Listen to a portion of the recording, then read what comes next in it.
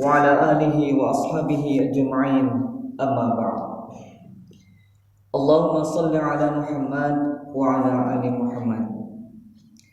Jamaah salat subuh yang dirahmati Allah, marilah kita bersyukur kepada Allah Subhanahu wa taala yang mana pada pagi yang mulia ini, pada hari Jumat ini, kita senantiasa diberikan kesehatan dan kesempatan oleh Allah Subhanahu wa taala untuk kita dapat melaksanakan salat subuh berjamaah di Masjid Muhajirin ini. Salawat dan salam senantiasa tercurah limpahkan kepada Nabi Agung Muhammad sallallahu alaihi wasallam. Semoga syafaatnya senantiasa menyertai kita pada hari kiamat kelak. Amin ya rabbal alamin. Jamaah salat subuh yang dirahmati Allah, mengingat pada pertemuan yang lalu pernah saya juga menyampaikan terkait dengan mari kita meningkatkan kualitas keimanan dan ketakwaan kita kepada Allah Subhanahu wa taala dengan senantiasa menjalankan segala perintahnya dan menjauhi segala larangannya. Dan yang terkhusus adalah kalimat zikrullah, zikir kepada Allah dengan ucapan la ilaha illallah. Semoga kita senantiasa istiqamah untuk melaksanakan zikir-zikir tersebut. Akan tetapi pada kesempatan ini saya akan mengangkat tema yang berkaitan dengan sejarah, yaitu Isra dan Mi'raj Nabi kita Muhammad sallallahu alaihi wasallam. Hal ini didasari oleh firman Allah Subhanahu wa taala. Bismillahirrahmanirrahim. Subhanalladzi asra bi'abdihi lailan minal masjidil haram ilal masjidil aqsa alladzi barakna haulahu linuriyahu min ayatina innahu huwas samiul basir. Para hadirin jemaah salat subuh yang dirahmati Allah, kita hari ini melaksanakan salat subuh, kemudian salat zuhur, salat asar, salat maghrib, isya. 5 waktu kita laksanakan setiap hari dari sehari semalam. Akan tetapi sejarahnya salat ini berawal dari peristiwa Isra dan Mi'raj Nabi kita Muhammad sallallahu alaihi wasallam, yang mana merupakan dua perjalanan spiritual yang dilakukan oleh Nabi Muhammad sallallahu alaihi wasallam. Perjalanan tersebut bukanlah perjalanan yang biasa. Di dalamnya terkandung banyak sekali hikmah dan pelajaran yang mampu kita ambil. Isra Mi'raj juga merupakan peristiwa penting bagi umat Islam karena di dalamnya terdapat awal mula salat 5 waktu seperti yang disampaikan di awal tadi. Menurut penjelasan Syekh Muhammad Qadari dalam kitabnya Nurul Yaqin fi Sirat Sayyidil Mursalin, hal yang memicu terjadinya peristiwa Isra dan Mi'raj yaitu sebagai bentuk tasliyah atau hiburan yang Allah berikan kepada kekasihnya Nabi Muhammad sallallahu alaihi wasallam, karena ditinggalkan oleh 2 orang yang paling dicintainya, yaitu Khadijah sang istri dan Abu Thalib sang paman. Peristiwa ini tepatnya terjadi pada tahun ke-11 dari kenabian Nabi sallallahu alaihi wasallam. Saat itu berumur kurang lebih 51 tahun atau biasa disebut dengan tahun kesedihan. Ma'asyiral muslimin rahimakumullah, peristiwa Isra Mi'raj ini terjadi pada periode akhir kenabian di Mekah. Sebelum Rasulullah melakukan hijrah ke Madinah, menurut Al-Maududi dan mayoritas para ulama menyebutkan bahwa Isra Mi'raj ini terjadi pada tahun pertama sebelum hijrah, yaitu antara tahun 620 sampai dengan 621 Masehi. Menurut Allamah Al-Manshfuri, Isra Mi'raj terjadi pada malam 27 Rajab tahun ke-10 kenabian, yang mana ini adalah pendapat yang populer di kalangan para ulama. Atau tanggal 18 waktu yang lalu adalah kita peringati Isra Mi'raj, dan ini termasuk banyak di Indonesia yang melaksanakan dan memperingatinya.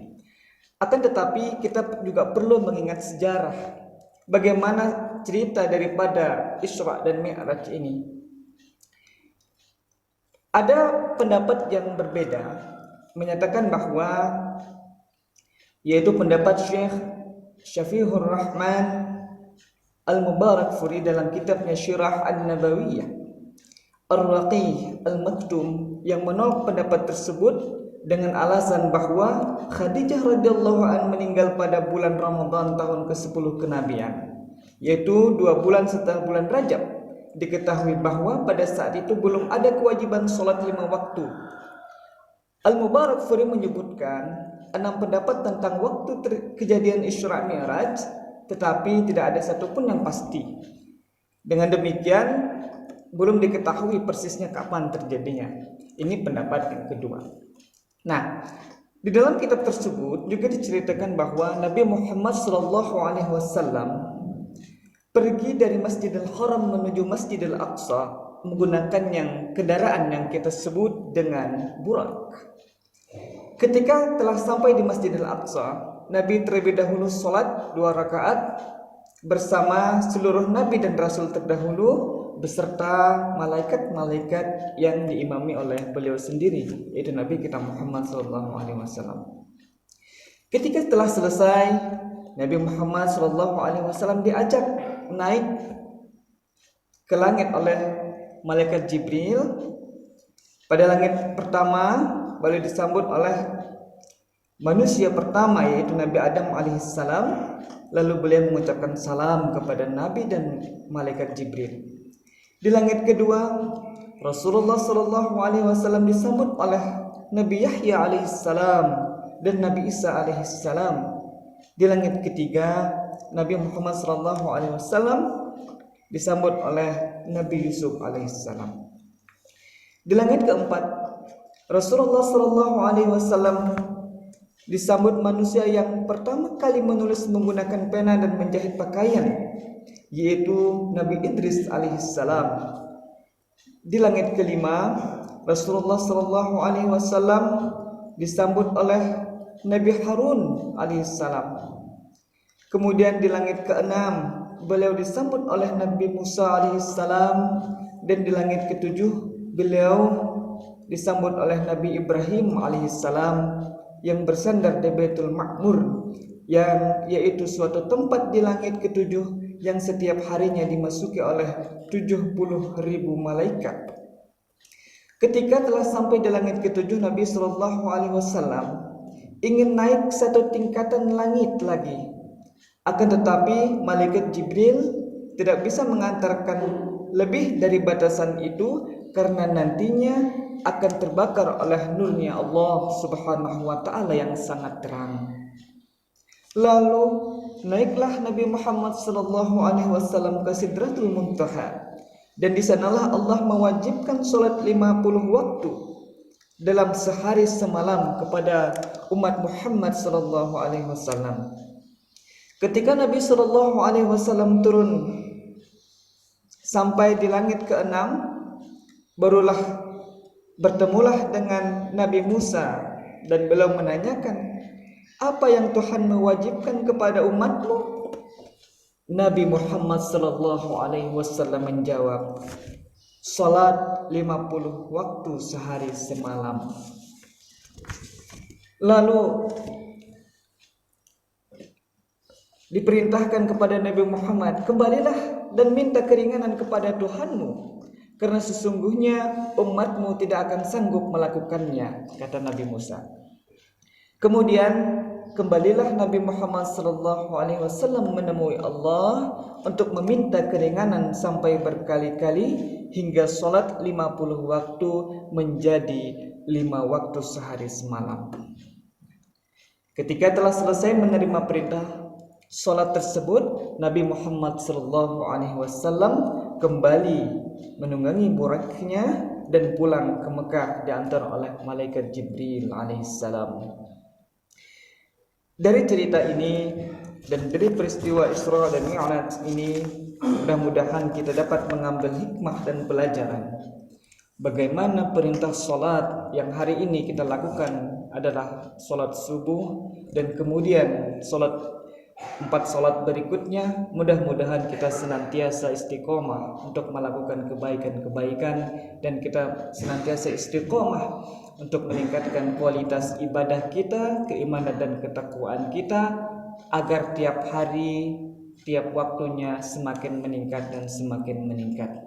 Mudah-mudahan Allah Subhanahu wa taala mempertemukan kita dengan bulan Ramadan.